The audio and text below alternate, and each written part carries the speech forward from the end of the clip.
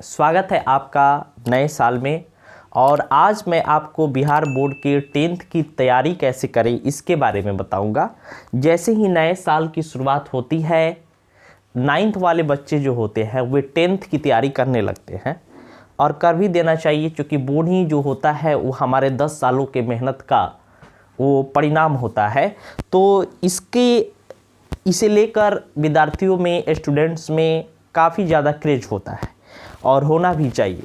तैयारी कैसे करें इसके बारे में मैं बताने जा रहा हूं। आप इस वीडियो को अंत तक देखेंगे, काफ़ी अच्छी चीज़ें आपको जानने को मिलेंगी, जो चीज़ें आप शायद अभी तक न जानते होंगे।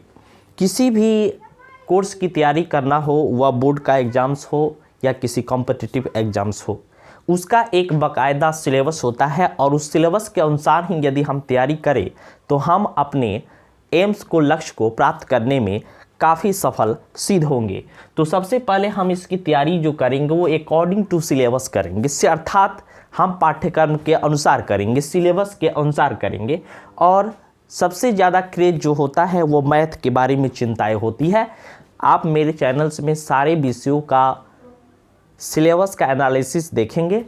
आज मैं आपको मैथ का सिलेबस लेकर आया हूं और आपको बताऊंगा कि इस मैथ में किन चीज़ों पर ध्यान देना चाहिए और किन चीज़ों को पढ़ना चाहिए, उनका वेटेज क्या होता है और एग्ज़ाम के पॉइंट ऑफ व्यू से उनको कैसे टैकल करें। इस सारी चीज़ों की जानकारी आपको आज मिलने वाली है।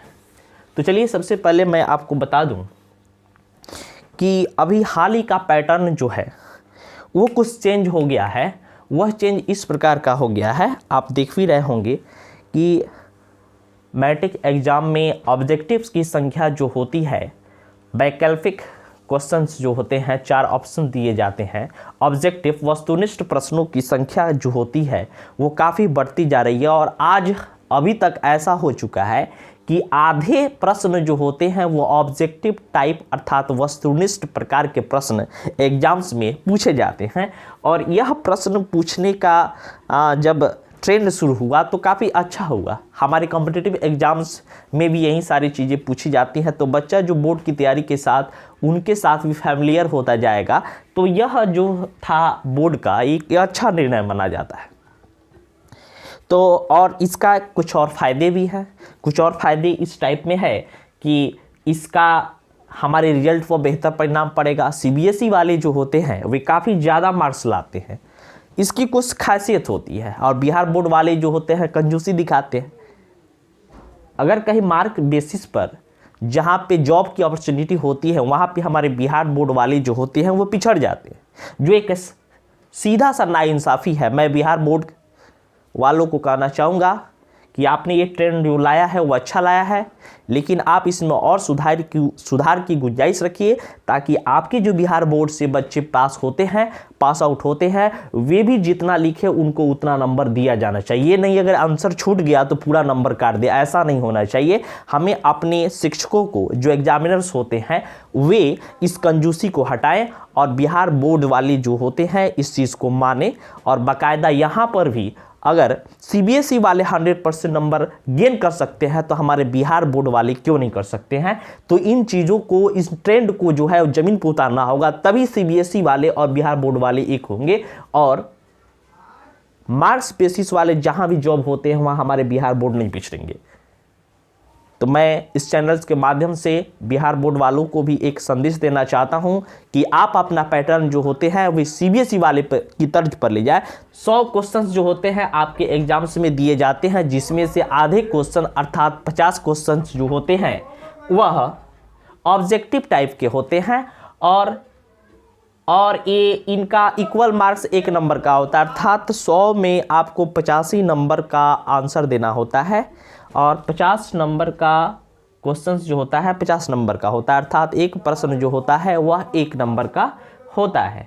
तो इस प्रकार अगर आप ऑब्जेक्टिव की तैयारी भी अच्छी से कर लेते हैं तो आपका आधा जो है वो मार्क्स ऐसे ही गेन हो जाता है। तो ये एक बहुत बढ़िया चीज़ है। जो ऑब्जेक्टिव प्रश्न जो होते हैं वह सब्जेक्ट को खंगाल कर पूछे जाते हैं, वो कॉन्सेप्चुअल्स होते हैं। तो कॉन्सेप्ट्स पर आधारित हो जाने के कारण ये होता है कि अब हमें विषयों को काफ़ी गहराई से पढ़ना पड़ेगा। तो इन चीज़ों को समझने की आवश्यकता है। तो आपने देखा कि ऑब्जेक्टिव जो होते हैं आधे होते हैं, अर्थात 100 क्वेश्चन पूछे जाते हैं, उसमें 50 नंबर का आंसर देना होता है, अर्थात 50 नंबर के ऑब्जेक्टिव होते हैं। और दूसरा जो होता है वह 30 नंबर का लघु उत्तरीय प्रश्न होते हैं। 30 क्वेश्चंस जो होते हैं वह शॉर्ट आंसर क्वेश्चंस होते हैं, और इस 30 में से आधे अर्थात 15 क्वेश्चंस का आंसर देना होता है, और हर एक प्रश्न जो होता है 2 अंकों का होता है। तो इस प्रकार 15 दूना यह 30 नंबर का हो गया, और वस्तुनिष्ठ 50 नंबर का हो गया। तीसरा जो प्रश्न होते हैं वह दीर्घ उत्तरीय प्रश्न होते हैं, अर्थात 8 लॉन्ग आंसर क्वेश्चंस होते हैं, और इसमें से भी आधे प्रश्न को बनाना होता है, अर्थात 4 क्वेश्चंस को बनाना होता है, और हर प्रश्न जो होते हैं वो 5 नंबर के होते हैं। तो इस प्रकार 5 चौके 20 अर्थात ए 20 नंबर का हुआ। अगर सारे नंबरों को जोड़ लें तो यह 100 नंबरों का इस प्रकार का सिलेबस बटा होता है हमारे प्रश्नों में। सिलेबस के साथ डेली प्रैक्टिस भी जो होता है वो ऑब्जेक्टिव प्रश्नों को बनाने में काफ़ी मददगार साबित हो सकता है। इसीलिए हमारा चैनल यू एडुका जो है वो टेलीग्राम पर एक चैनल क्रिएट किया है जिसका नाम है यू एडुका 10 क्लास BSEB, या आप यू एडुका 10th बैच के नाम से भी सर्च कर सकते हैं। और उसमें आप हर एक सब्जेक्ट के अनुसार डेली मिनिमम 10 क्वेश्चन जो होते हैं वो डेली आपको प्रोवाइड किए जाएंगे, ताकि आपकी प्रैक्टिस जो है वो बने रहें। और इस प्रश्न के बिहार बोर्ड के आधे प्रश्न जो होते हैं वो कंसेप्चुअल होते हैं, वस्तुनिष्ठ प्रकार के होते हैं, ऑब्जेक्टिव टाइप के, वो इसको प्रैक्टिस जारी रखने से काफ़ी आपको बनाने में सहूलियत साबित होगी। तो मैथ में 15 चैप्टर्स होते हैं, 15 लेसन होते हैं। आप किताब को निकाल के देखेंगे 15 लेसन जो होते हैं वे 7 यूनिट्स में कवर किए गए हैं, अर्थात 7 इकाइयाँ जो होते हैं ये 15 लेसनों को अपने में समेटता है। ये कौन कौन है इसे भी देख लेते हैं। पहला जो है नंबर सिस्टम। नंबर सिस्टम जो है हम शुरू से ही पढ़ते आ रहे हैं, अब उसका एक्सटेंशन इसमें भी आपको 10th बोर्ड में पढ़ना है। तो नंबर सिस्टम आप पढ़ेंगे, और नंबर सिस्टम को आप जानते हैं हिंदी में संख्या पत्ती कहते हैं। उसके बाद अलजेब्रा है। अलजेब्रा जो है जिसे हिंदी में बीजगणित कहते हैं, और यह 20 अंकों का होता है। 20 अंकों का प्रश्न आपके एग्जाम में अलजेब्रा से पूछे जाते हैं। फिर आगे ट्रिगो है, ट्रिगो से भी 20 अंक जो होते हैं वो पूछे जाते हैं। कोऑर्डिनेट ज्योमेट्री जो होता है उससे 10 अंक के पूछे जाते हैं, और ज्योमेट्री जो होता है कोऑर्डिनेट्स अलग होता है, यह जो होता है वह 20 अंकों का होता है। अब मेंसुरेशन भी 10 अंकों का होता है, और स्टैटिक्स प्रोबेबिलिटी भी 10 अंकों का होता है। नंबर सिस्टम को देखते हैं। नंबर सिस्टम में हमें क्या पढ़ना है, तो नंबर सिस्टम में एक रियल नंबर है उसके बारे में हम जानेंगे, और रियल नंबर पर मेरा एक वीडियो भी पहले से मौजूद है, आप उसे देखेंगे, काफ़ी कॉन्सेप्ट जो होगा वो आपका क्लियर होगा।